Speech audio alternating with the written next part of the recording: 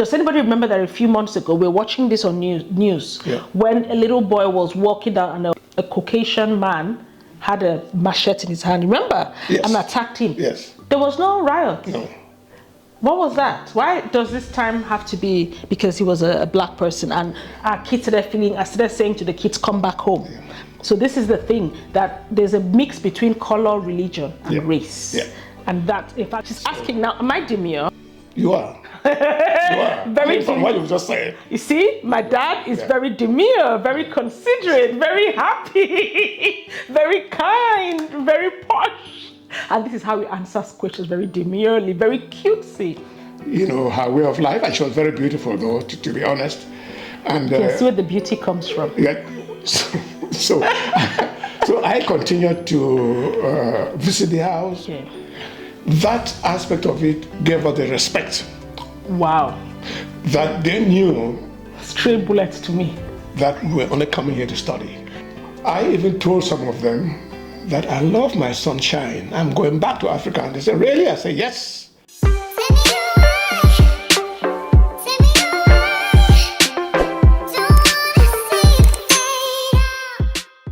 You comfy? Stop. Yeah, that's better. Hello, guys. Hi. I feel like I have not done a sit-down video in a long time. Lucy back. This is like the 5th take on this video. It's a very busy household. Hello guys, welcome to my YouTube channel. My name is Lua and I'm here with my dad. Do you want to introduce yourself? Yes, sure. Hello, my name is Greg Fungot. Okay, and I asked you guys across different platforms. I went to Instagram, I think my status and YouTube, and I asked you guys to send questions that you want me to ask my dad, and I'll be answering them, and in the process you just get to know him better. So it's like a dad tag or meet my dad accompanied with questions. I'm going to try to make this brief because we've got a few questions and some people just don't ask one, they ask like 4. So we have to make this as quick as possible. Okay, let's just check that everything is in place before we start. Okay, so I'm going to start first of all with the questions on YouTube and I'll scan through. If there's anything that repeats itself, I'll just answer the one time. Okay, but before I do that, I just feel like an introduction is fair. Dad has been visiting us here in the UK. If you guys know, I'm based in the UK and I'm in Manchester. Dad has come. How long have you been here for now? A few months, 6 months, and we want to, I want you guys to formally meet him. I know that I have done a couple of videos which you guys sent your messages to Dad when he did my garden, which we are literally facing, and at the end of this video I'll show you how the garden looks today. It's amazing. If you want to check out that video, I'll pin that up here now. Don't click off though, where he transformed my garden, which was a dump, into a haven. Thank you very much. Yes, he's an advent gardener and he does it with pleasure. He's leaving tomorrow and we've been pushing this video all week for personal reasons. It's been mad, but I thought I'll sneak, even if it's 5-10 minutes, answer the questions. And yes, Dad has been here. He's been cooking. I'll put that video. Cooked us okra. It's a lot. I'm talking too much now. Let's start with the questions and then you get to know Dad better. Okay, the first question came from Prince Marvin Nation. That's his YouTube name and he's actually a content creator as well. So if you want to check him out, do so. He's sent how many questions? 3. Let's see. Dad, what are the precautions you take before giving your child out for marriage? Ooh, that's a very difficult question. We first find out if our daughter really wants that person as a husband. Once that has been established, we know that any other thing that comes after that, she'll be able to handle. So it is not our responsibility really to decide who she gets married to. It is only our responsibility to follow up what she decides to do or who she decides to get married to. Okay. Okay. Okay, so that's the only precaution you take, is just to make sure that your daughter is happy. Yes, And that's the wants important it. thing. And everything else you trust. What she wants Yes. in life is what will follow up to advise her, to guide her, so she achieve what she wants. Nice answer. Does that answer you, Prince? Dad, what best advice can you give to a gentleman searching for a life partner? Same person. Oh, again, that's another difficult question. You've got to find out what you want from a woman. If you define your goals and your aims, then it is easy for you, as you see the ladies, you begin to see if they are tilting towards what you want in life. That way it's very easy for you to choose. Once you have decided that this lady is actually following what I think I want in life, it follows easily. There's no problem. Okay. Dad, what is the secret that makes your marriage with mom keep growing well yearly? The first thing is that love. Once that love exists and you tolerate each other, people are not perfect. Once you are able to understand what you want, that is how you are able to go forward. Okay. We've been married for so many years, and we... How many years? Oh, more than 40 years. Yes, of course. And we never get tired of each other because we know what each other wants. Yes. And we're able to stand by each other. That's a good one. I've just taken that answer and I'm going to use it as well. You'll pay for it. I'll pay. You guys will pay. The next question is, it's not a question, it's just a comment. Your daddy looks strong and healthy. Thank you, Sabeo's Beauty's World. She's a YouTuber as well. Thank you. That's a lovely compliment. Thanks a lot. Another person says, please ask him how he met your mom. Interesting. Yeah, that is quite interesting. Actually,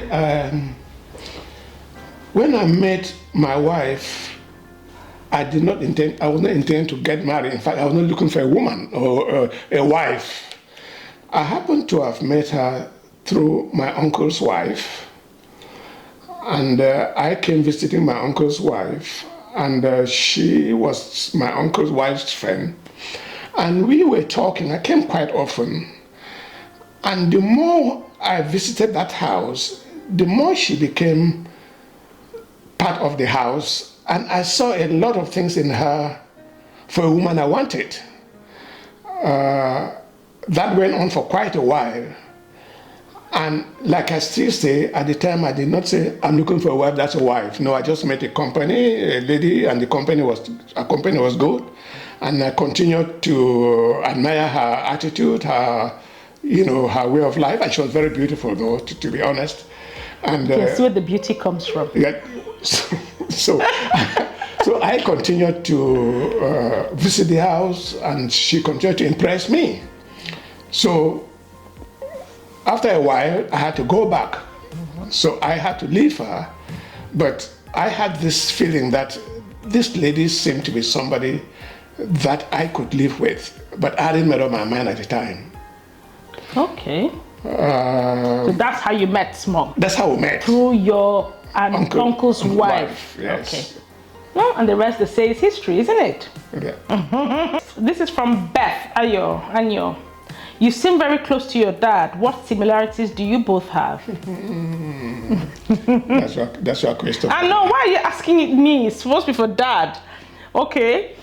Okay. Yes. I don't know. We look alike, don't we? We do. We do.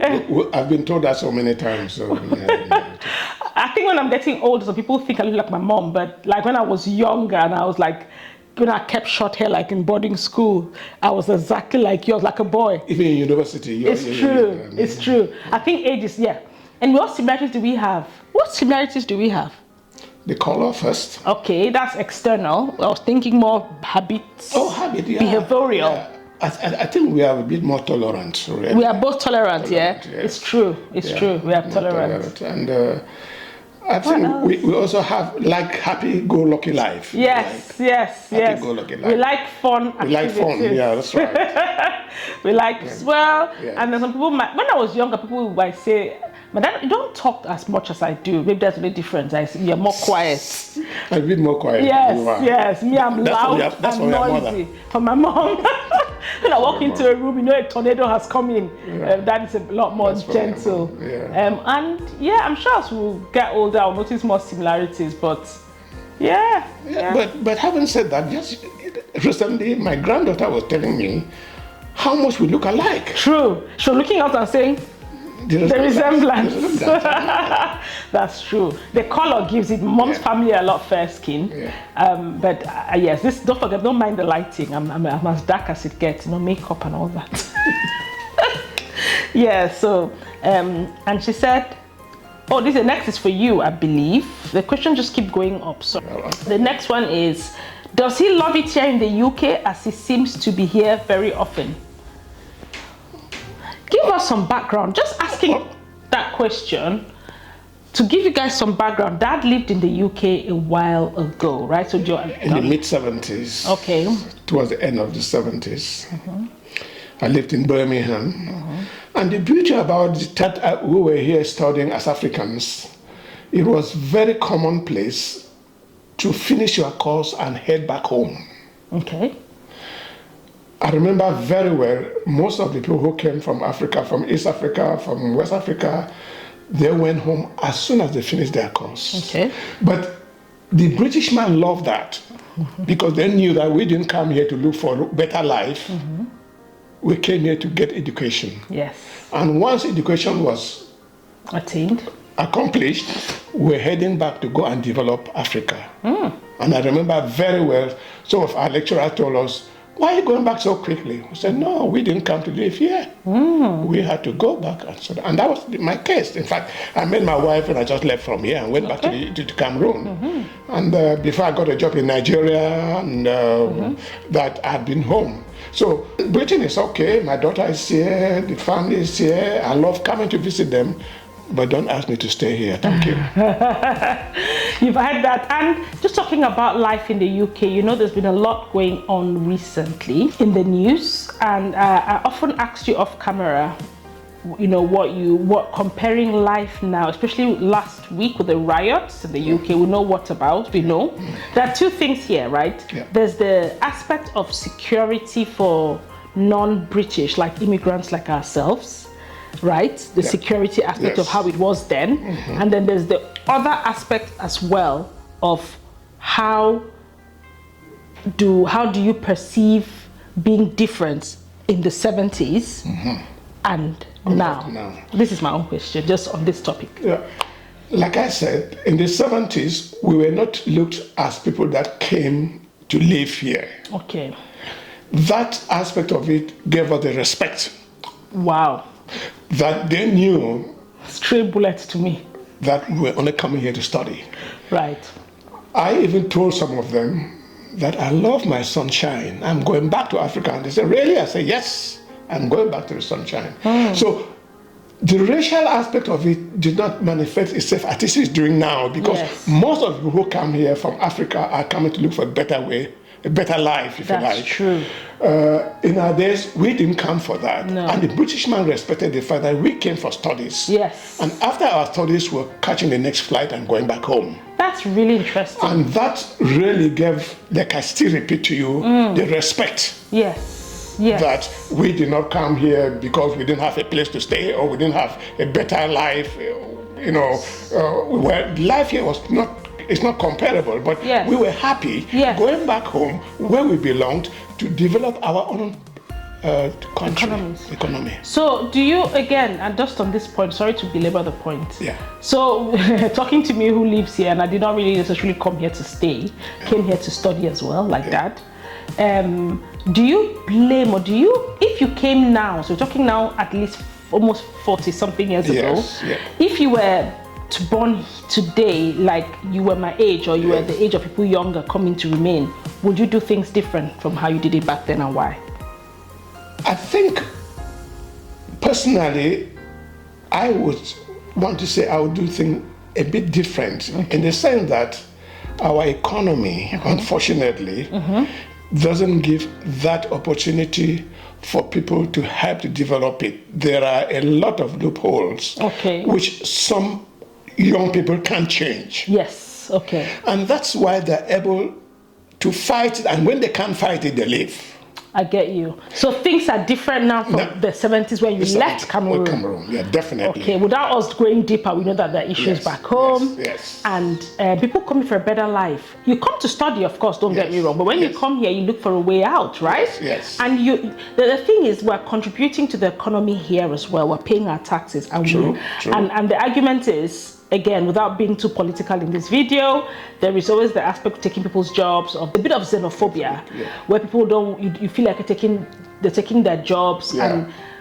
But one thing I'll say is, it is a natural feeling sometimes, especially when things go wrong, right? You turn and you look for somebody to blame. And I feel like the incident that caused the riots recently didn't have anything to do with the color of the skin. It was just because it was something brewing. Yes. It was a trigger. Yeah, it triggered something that has been there. Because I keep asking, I was talking to some people, we're digressing a little bit, but it's fine. And I said, does anybody remember that a few months ago, we were watching this on news when a little boy was walking down and a Caucasian man had a machete in his hand, remember? And attacked him. Yes. There was no riot. No. What was that? Why does this time have to be because he was a black person? And our kids started saying to the kids, come back home. So this is the thing, that there's a mix between color, religion, and race. And that, in fact, this is a topic that I'll talk about another time, I'm sure I'll talk about a different video. Let's not digress from my dad, but I wanted his perspective, having lived in the 70s, stayed here. We even went to where he lived. That's an older video, which I'll pin up here. We went to his house where he lived in the 70s when he was here last year. And that was exciting and emotional. So if you want to see that, I'm going to put a card up, and don't click off, carry on with this video. Funny question, person has lots of laughter. It says, from Sandra, do you know what demure means? Do I know what? Demure.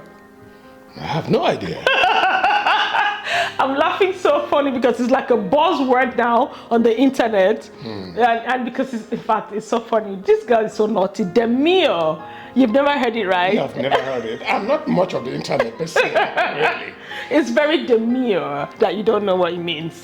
What demure means is, she said, is Lua demure? Oh my God, Sandra, what are you trying to say? And a demure, right? That this is a new buzzword that people are using on the internet. It was brought about like 2 weeks ago. Some girl was describing how she went to work. She's like, oh, I got to work looking very demure, very put together, very thoughtful, very considerate. So it's a way to show that you're very, very fine, finesse. You're very sophisticated. You're not, but that word has been used across all sorts. You can be traveling and say, oh, I travel very demure, very light, so it's just a buzz funny word. So that was a funny video. She's asking now, am I demure? You are. You are. Very from what you just said. You see, my dad is very demure, very considerate, very happy, very kind, very posh. And this is how he answers questions, very demurely, very cutesy. Anyway, that question was so funny. I think that might be the last on YouTube. We'll have a few more, yeah? What are your real thoughts? Oh, that's the same person. On her having a YouTube channel. Oh, exciting. Are you? It is. I tell a lot of people about my daughter's YouTube channel. And I tell them, if you want to get information on a wide spectrum, you go to her YouTube channel, you get everything you want. Oh, that's nice. And those who want to see me, I have a few shots there as well. Yes. I remember not long ago when I just got back to the UK, a few months back, I met somebody who was telling me, oh, Daddy, I'm glad to see you, but I always see you but on TV. Oh. And I said, oh, do I appear on TV?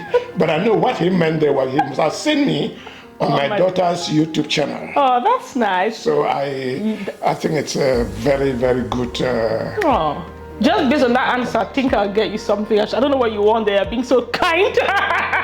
You're always kind. I mean, sweet. It's coming. I'll write my list. No more those kind of questions. I don't want any more of those sweet answers. Anyway, and so when, I know that that's your thought now, but when you initially heard I had a YouTube channel, what was your initial thoughts? Actually, I was just wondering how you would cope with such busy scheduled kids' work and YouTube channel. Of course. But I was amazed that you could squeeze time to do things like that, and not just wasting time, something interesting. Yes. And going back to when you came to Cameroon. Yes.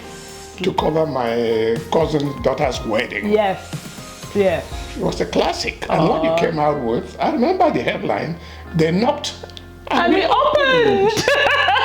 That was an interesting video. My cousin was getting married, and it was. I think you're the first time you came on my channel, because I came to Cameroon, spent about a week, and I filmed you. Yeah. And in fact, that playlist is somewhere. If you want to check it out, I'll just put it below. If you want to be nosy to see Dad's garden in Cameroon, the wedding, the whole series, beautiful. Now let's go to other questions. Yeah. Somebody said, "My uncle, happy to see you."